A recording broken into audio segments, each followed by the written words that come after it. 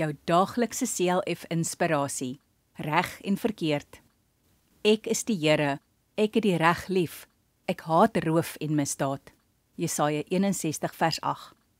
Ons lewe in 'n baie onveilige wêreld. Daar is oral onreg, roof en misdaad. Dit lyk of die hele wêreld in die mag van die bose is. Vanaf die Bybelse tyd was daar al mense wat geroof en gesteel het. Daarom het God beveel dat mense nie mag lieg of steel of moord pleeg nie. Baie mense steur hulle nie daaraan nie, omdat hulle nie aan God behoort nie en nie na sy woord luister nie. Ons moet elke dag bid en vra vir geregtigheid en vrede. Vra die Heilige Gees om mense wat vasgevang is in die sonde en wat misdaad pleeg, se harte te verander.